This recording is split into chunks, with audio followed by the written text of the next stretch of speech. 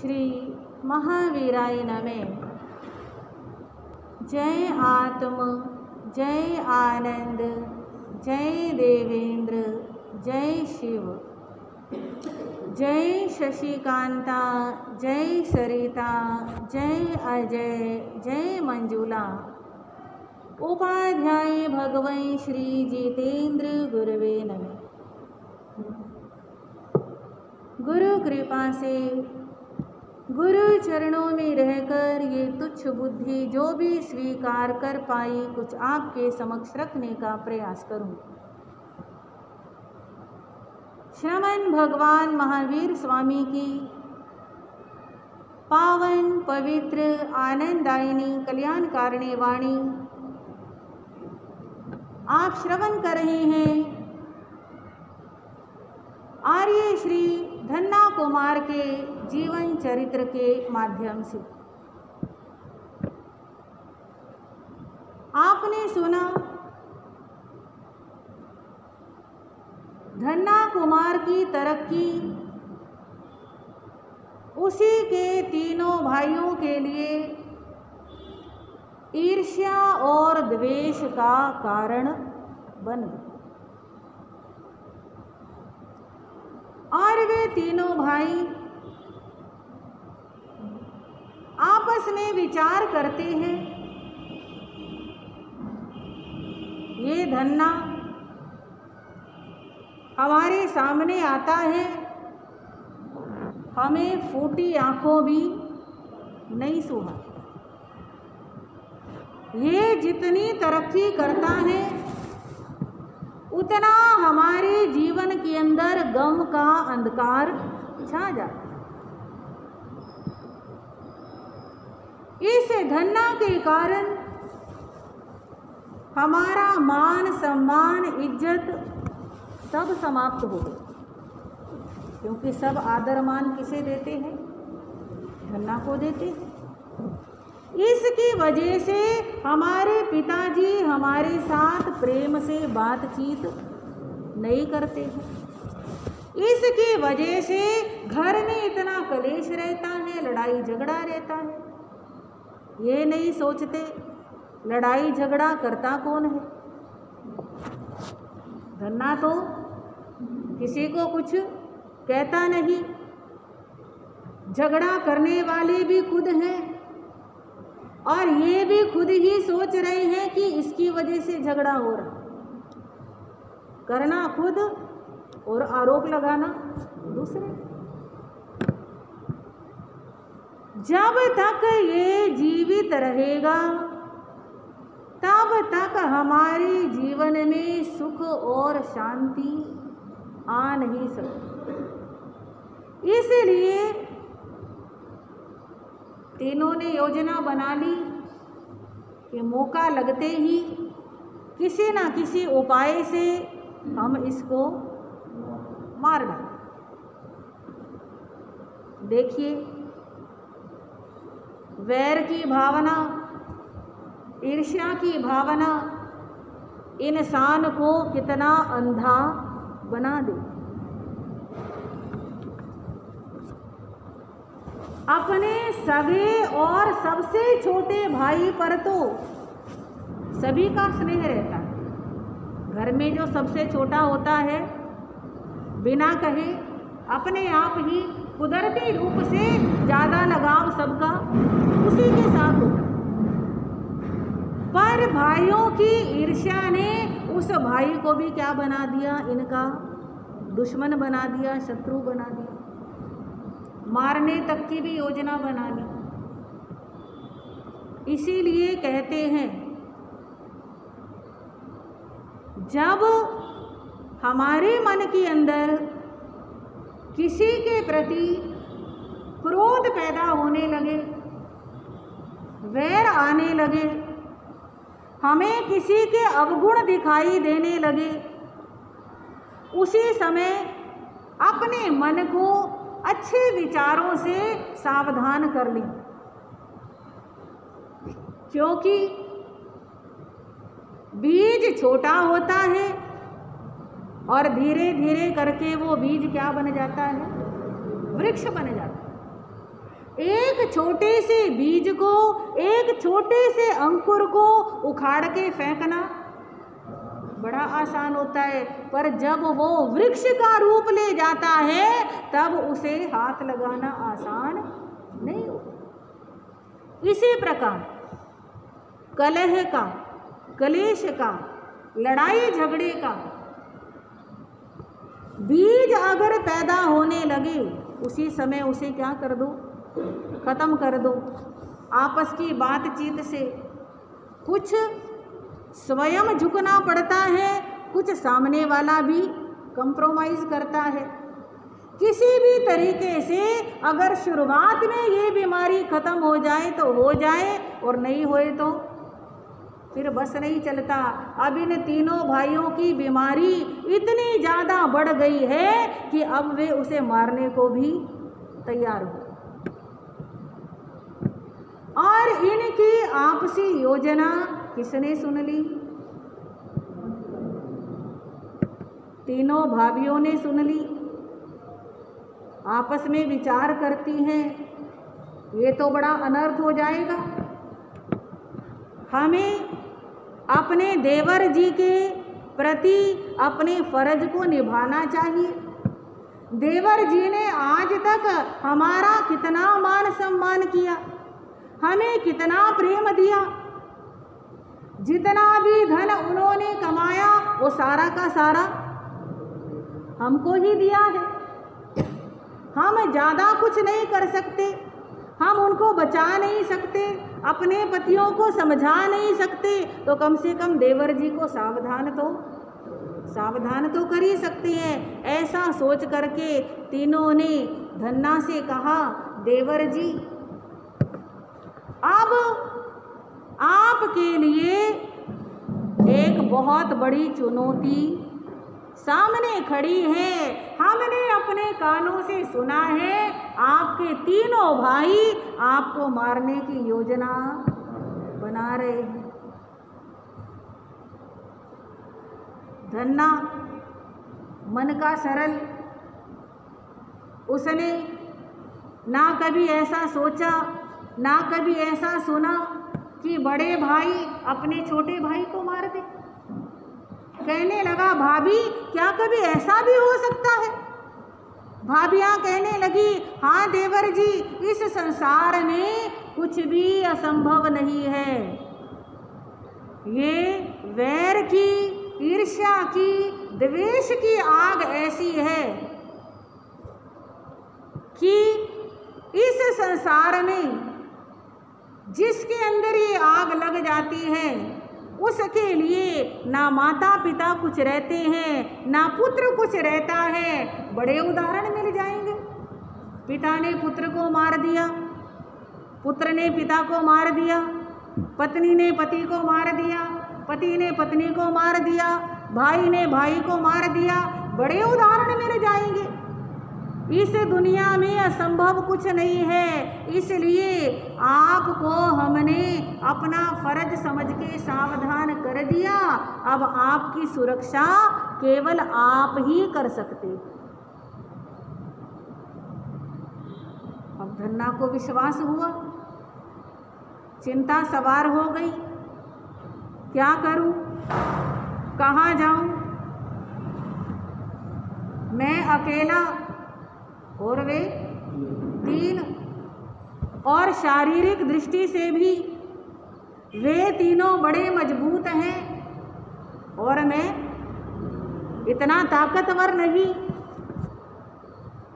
ये समस्या ऐसी है कि मैं किसी को बता भी, क्योंकि जब तक किसी बात का कोई ठोस सबूत ना हो तब तक किसी को बता भी नहीं सकते।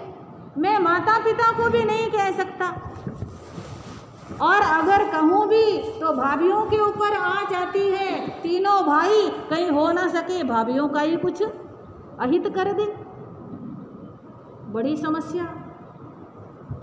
एक ही घर में रहते हुए, ना जाने कब सोते हुए, जागते हुए, अकेले में, सबके बीच में कहाँ मौका देख करके अपनी मंशा को अंजाम दे दे।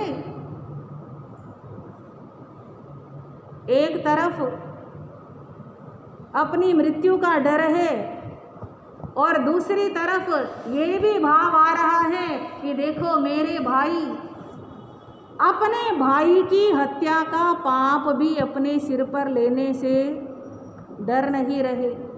उन्हें ये भी भय नहीं रहा कि मैं अपने भाई को मारूंगा तो मेरे को क्या फल भोगना पड़ेगा। वास्तव में किसी इंसान के ऊपर जब तक भय रहता है तब तक वो गलत कार्य करने से बचा रहता है। अभी तक थोड़ा बहुत पिता का भय था, पर अब जब पिताजी ने कह दिया कि तुम्हारे जो मन में आए वो करो, मैं तुम्हें कुछ नहीं कहूँगा, तुम्हें समझाना बेकार है। जब से पिताजी ने स्वतंत्र किया तब से तो हिम्मत और भी ज़्यादा बढ़ गई है। धन्ना सोचता है क्या करूं, कहाँ जाऊं, समझ में नहीं आ रहा। फिर सोचते सोचते ख्याल आता है जब तक मैं इस घर में रहूंगा तब तक ये गृह कलह शांत नहीं। इसका इलाज एक यही है कि मैं घर छोड़ करके चला जाऊं, पर आगे पीछे की भी सोचनी है। यहाँ से तो पैर उठा लूँगा, पर जाऊँगा कहाँ? ना मैं किसी को जानता हूँ, ना मेरे को कोई जानता है, और अनजान व्यक्ति को तो कोई अपनी गली में भी बैठने नहीं देता, कोई अपने घर के बाहर भी बैठने नहीं देता, और बातें तो बहुत दूर की है। आज धन्ना को ऐसा लग रहा है जैसे मेरे जीवन में चारों ओर अंधकार छा गया। कोई अपना कहने वाला नहीं बचा, कोई सांत्वना देने वाला नहीं, कोई आंसू पूछने वाला नहीं। जब तक मुसीबत नहीं आती तब तक इंसान अपने आप को कमज़ोर समझता है, पर जब मुसीबत के समय अपना धैर्य, अपना साहस जाग जाए तो उस समय किसी की ज़रूरत भी महसूस नहीं। धन्ना सोचता है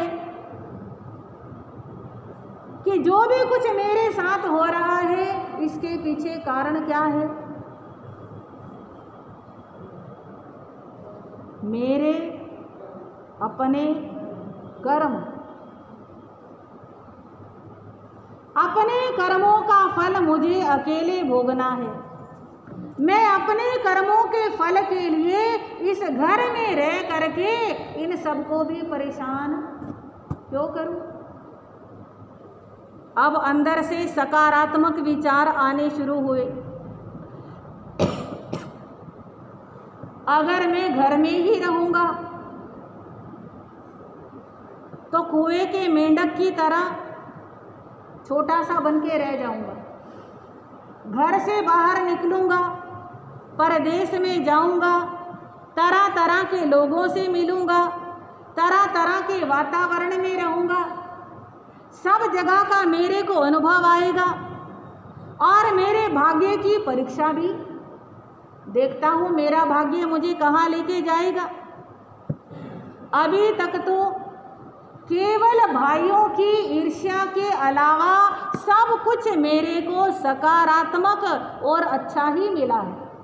खराब तो एक ही चीज़ मिली है कि भाई मेरे को पसंद नहीं, बाकी तो सारा कुछ बहुत अच्छा मिला है, आगे भी अच्छा ही मिलेगा। एक घर में बंद के रह गए तो केवल एक ही घर के लायक रह गए। जब हम दुनिया में घूमेंगे तो सारी दुनिया हमारी अपनी बन जाएगी। ऐसा विचार करके धन्ना ने निश्चय कर लिया, आज रात को जब सारे सोए होंगे तब मैं चुपचाप यहाँ से निकल। रात्रि हुई, आकाश में चंद्रमा का उदय हुआ।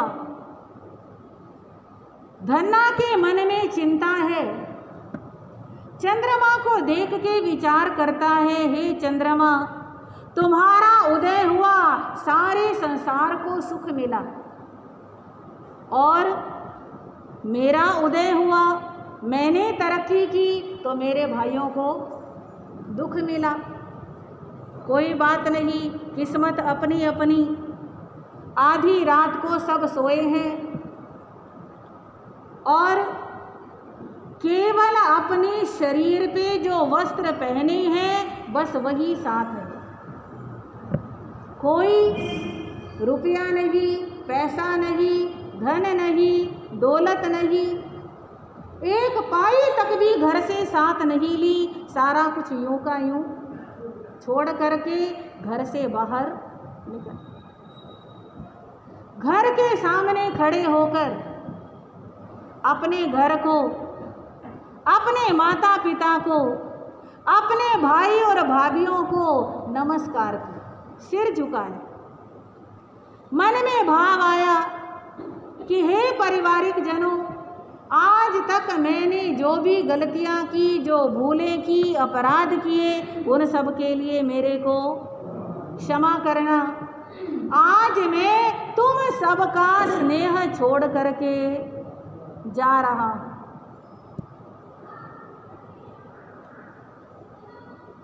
चल तो पड़े, पांव आगे जा रहे हैं और मन पीछे जा रहा। सोचता है मेरे जाने के बाद मेरे माता पिता पर क्या गुजरेगी। मेरी माँ तो छाती पीट पीट के रोएगी कि मेरा लाल कहाँ चला गया, और मेरी माँ को कोई ये बताने वाला भी नहीं होगा कि तेरा बेटा, क्योंकि जाने वाले कोई पता नहीं है कि कहाँ जाना है, तो और किसी को क्या पता होगा। मेरे पिताजी बड़े दुखी होंगे और यही सोचेंगे कि बेटा तू जा रहा था, मेरे को भी अपने साथ ले जाना। मेरी प्यारी भाभियाँ वो भी परेशान होंगी, सारा घर सुनसान हो जाएगा, घर के ऊपर दुखों का पहाड़ टूट पड़ेगा, राज दरबार भी सुना हो जाएगा। पर क्या करें, ना चाहते हुए भी परिस्थितियां इंसान से कुछ का कुछ करा देती। मैं इन्हें छोड़ के जाना नहीं चाहता, पर वक्त की नजाकत कुछ ऐसी है कि मेरे को जाना ही पड़ेगा। अगर नहीं जाऊंगा तो घर का ये लड़ाई झगड़ा कलह कलेश कभी समाप्त नहीं होगा। अगर मैं नहीं जाऊंगा तो मेरे भाइयों के सिर के ऊपर भाई की हत्या का पाप लग जाएगा। मेरे जाने से भाई इस पाप से भी बच जाएंगे और उनके मन को भी शांति मिलेगी। माता पिता भी थोड़े समय रोएंगे, फिर अपने आप शांति धारण कर लेंगे। हमेशा कौन किसके लिए रोता है? हमेशा कोई किसी के लिए नहीं रोता है। आखिर जो हो रहा है इसमें भी कुछ ना कुछ अच्छाई ही होगी, भलाई ही होगी। धन्ना का चिंतन चल रहा है, पांव भी चल रहे हैं और चिंतन भी चल रहा है। देखो इस संसार के अंदर जंगल के अंदर मृग विचरण करते हैं, किसी से कुछ मांगते हैं, किसी को कुछ कहते हैं। हाँ जी, वन में विचरण करने वाले मृग किसी को कुछ नहीं कहते, केवल घास के तिनकों में संतुष्ट रहते हैं। पर फिर भी शिकारी उनके दुश्मन बनते हैं ना। मृगों का कोई दोष नहीं होता, फिर भी शिकारी उनका शिकार करते हैं। इसी प्रकार पानी के अंदर मछलियां रहती हैं, बिल्कुल चुपचाप शांति से, ना कोई शोर शराबा, ना उनकी तरफ से किसी को कोई डिस्टरबेंस होती है, ना किसी को कुछ कहती हैं, ना किसी से कुछ मांगती हैं, फिर भी मछुआरे उनके दुश्मन बन जाते हैं, उनको पकड़ पकड़ के मार करके खाते हैं, बेचते हैं। इसी प्रकार इस संसार के अंदर जो संत जन होते हैं, साधु महात्मा सज्जन आत्माएं होती हैं, उनका एकमात्र धन अपना संतोष होता है।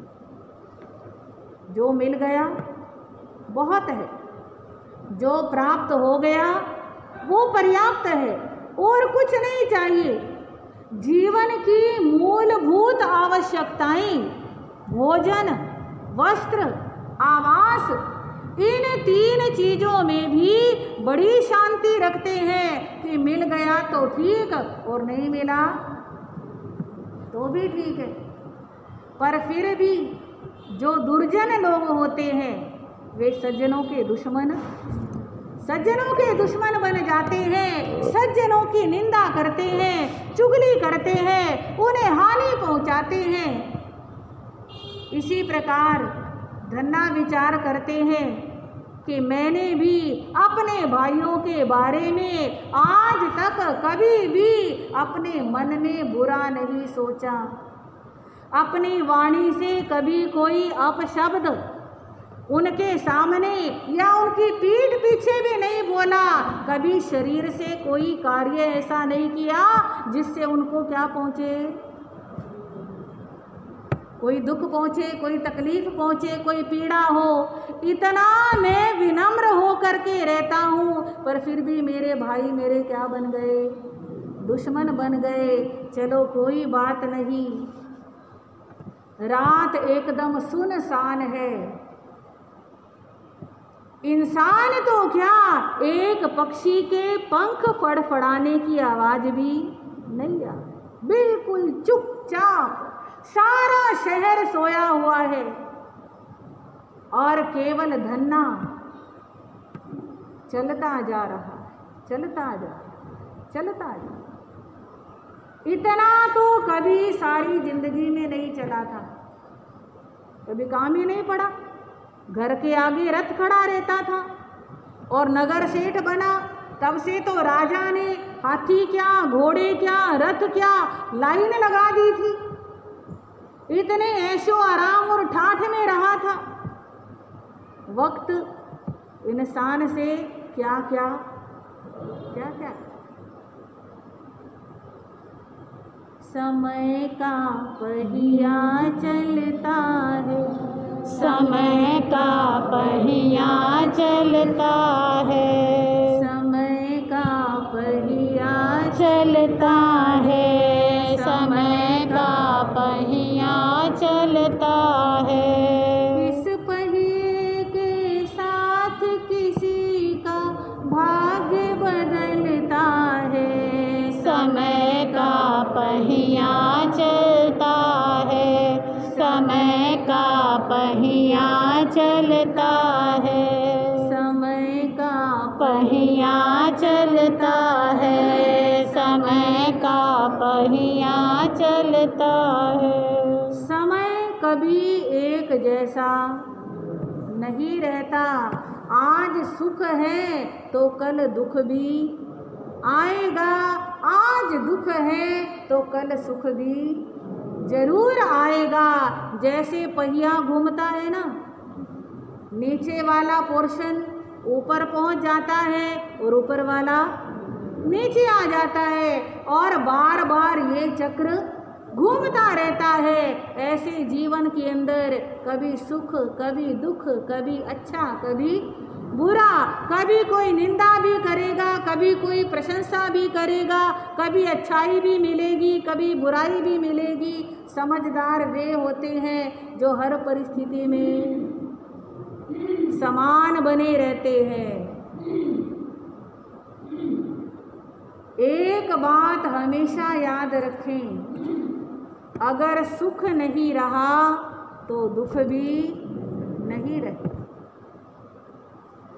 और केवल यही बात एक ऐसी है जो बड़े से बड़े दुख को सहने की शक्ति प्रदान।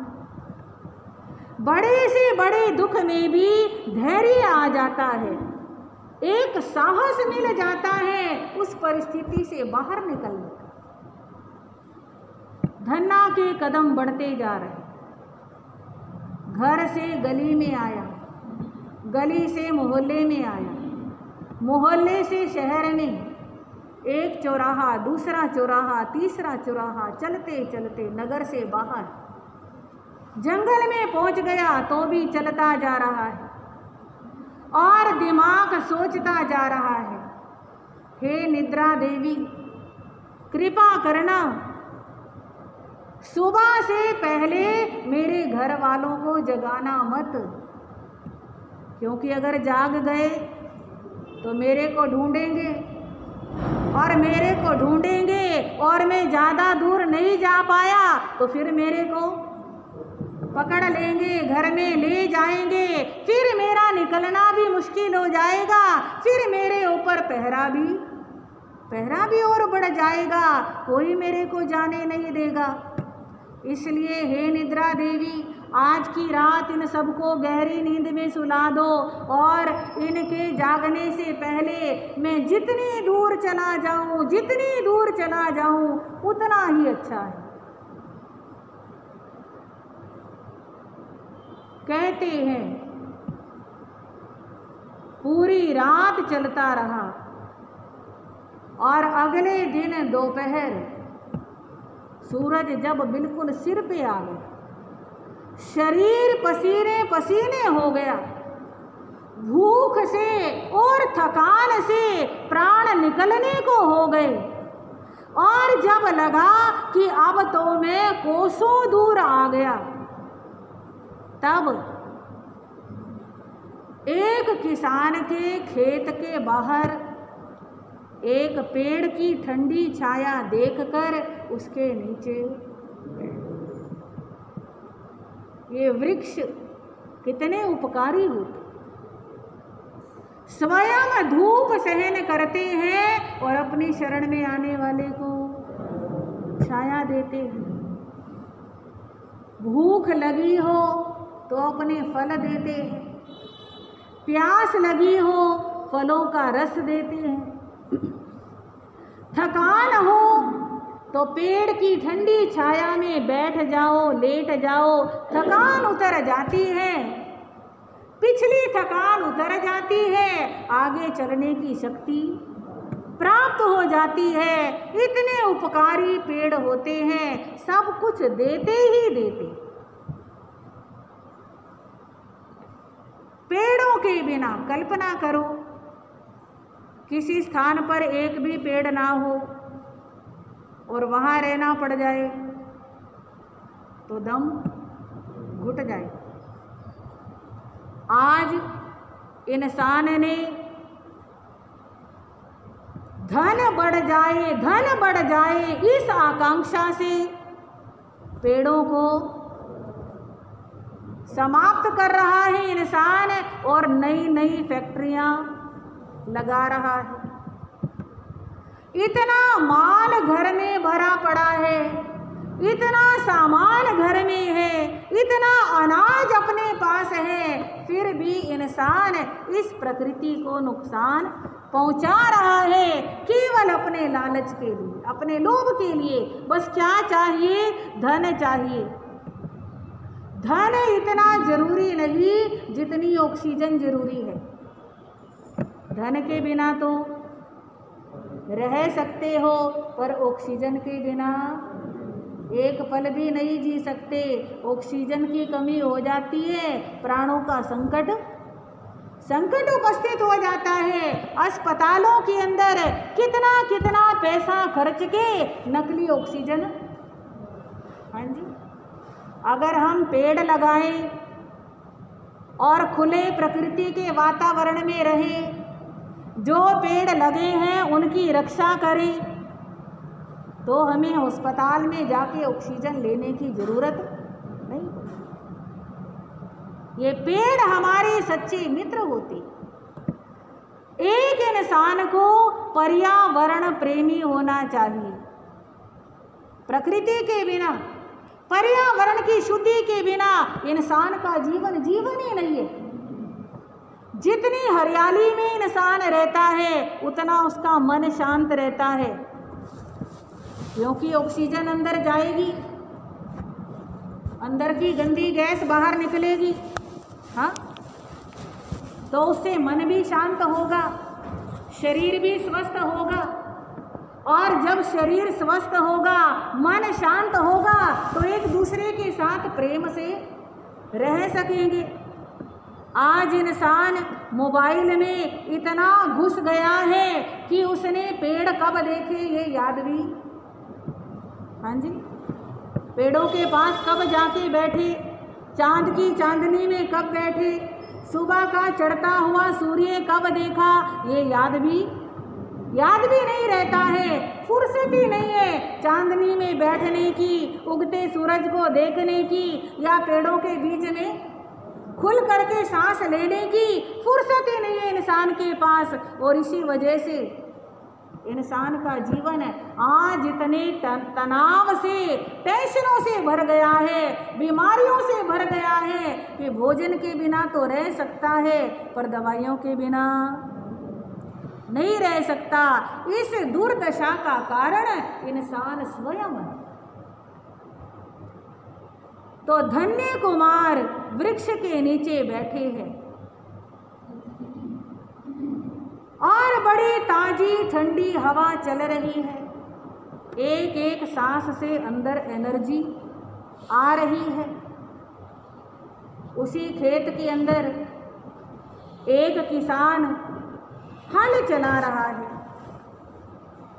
किसान की पत्नी किसान के लिए भोजन लेकर आती है और किसान भोजन लेकर के उसी वृक्ष के नीचे पहुंच जाता है कि ठंडी छाया में बैठ के क्या करूँगा, भोजन करूँगा। और उस किसान ने देखा कौन बैठा है, जानता तो नहीं था, ना नाम पता है, ना गांव पता है कि कहाँ से आया, ना ठिकाना पता है कि कहाँ जाना है, पर फिर भी एक रिश्ता है बड़ा गहरा कि ये मेरे खेत में आया, ये मेरा मेहमान है। हमारे भारत के अंदर अतिथि देवो भव की संस्कृति है कि कहीं से भी आया हो, कहीं भी जाना हो, यहाँ बैठा है तो मेरा मेहमान है। थका हुआ भी लगता है, भूखा प्यासा भी लगता है। अगर मेरे पास में एक व्यक्ति भूखा बैठा है और मैं भोजन कर लूं तो इससे बड़ी बेशर्मी की बात, हाँ, जिसके अंदर शर्म होती है उसके लिए तो बहुत बड़ी बेशर्मी की बात है। पर आजकल के लोगों ने तो ये शर्म भी खत्म कर रखी है। अरे घर में माँ भूखी बैठी रहती है तो भी बच्चे गुलछर्रे उड़ाते रहते हैं। आज तो इतना पतन हमारे देश का होता जा रहा है, पड़ोसी को देखना तो बहुत दूर की बात है, घर के सारे मेंबर स्वस्थ हैं या नहीं ये भी सोचने की फुर्सत नहीं।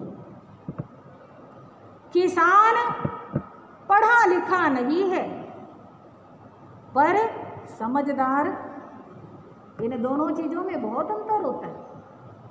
जरूरी नहीं कि जो पढ़ा लिखा है वो समझदार भी होगा। पढ़ा लिखा ना समझ हो सकता है और जो पढ़ा लिखा नहीं है वो बहुत समझदार भी हो सकता है। कहते हैं अगर बांट करके खाते हैं, अगर बांट करके किसी को खिला करके खाते हैं तो वो भोजन भगवान का प्रसाद बन जाता है। और अगर अकेले अकेले खाते हैं तो वही भोजन जहर बन जाता है। हमारे भारत के ऋषि मुनियों ने हमको प्रसाद खाना सिखाया है, अमृत का सेवन करना सिखाया है, कभी अकेले बैठ के खाना नहीं सिखाया। किसान मन में विचार करता है, पहले इसे भोजन कराऊंगा और फिर मैं भोजन करूंगा। और बुला लिया, मेरे पास आ जाओ, बैठो, भोजन का समय है, मेरे साथ भोजन करो। दोनों मिलके बांट के खाएंगे।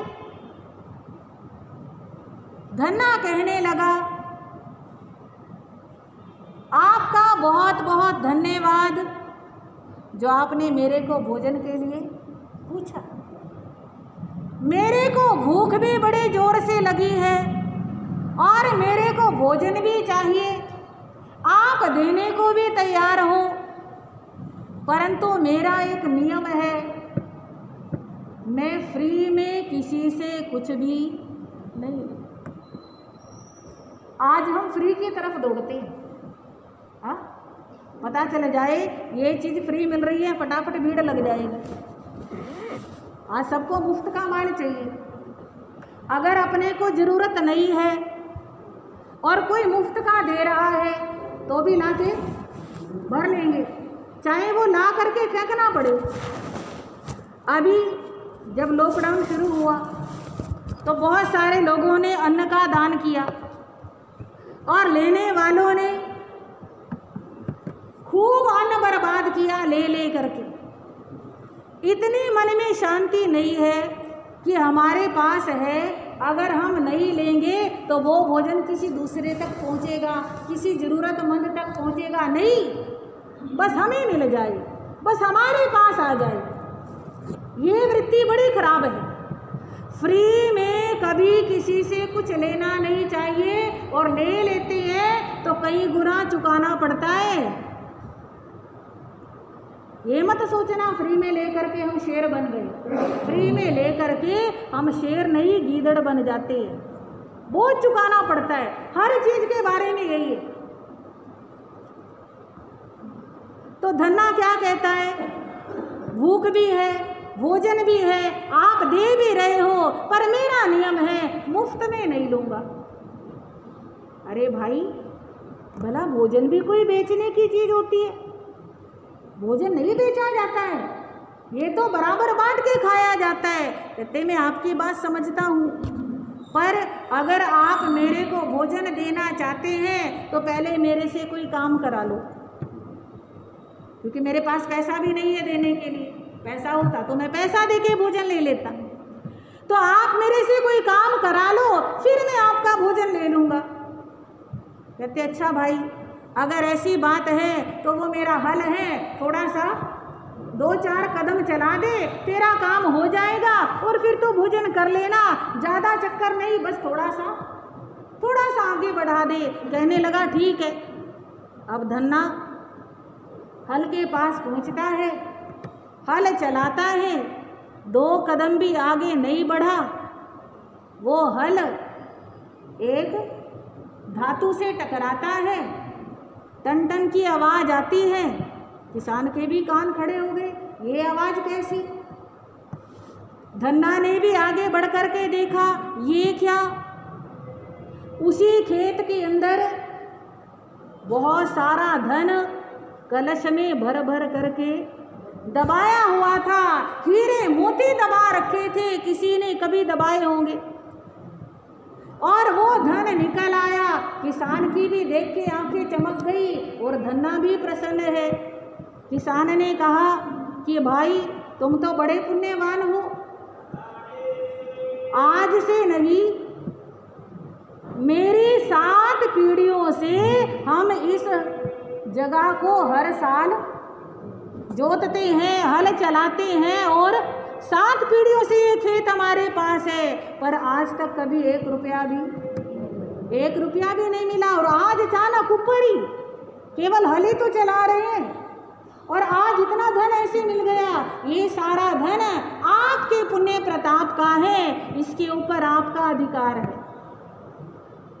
धन्ना कहने लगा ये सारी बातें बाद में करेंगे, अब पहले क्या कर ले, क्योंकि भूख बड़ी तेज लगी है। दोनों ने मिलके भोजन खाया और भोजन करने के बाद धन्ना चलने लगा।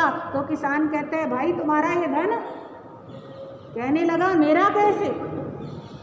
खेत तुम्हारा, हल तुम्हारा, जमीन तुम्हारी, मैंने क्या किया? मैंने तो बस थोड़ा सा हल चलाया है, मेरा धन नहीं है, ये तुम्हारा ही धन है। किसान कहता है ये तुम्हारा है और धन्ना कहता है ये तुम्हारा है। इसे कहते हैं सतयुग। सतयुग किसे कहते हैं? तेरा ही तेरा, तेरा ही तेरा, तेरा ही तेरा।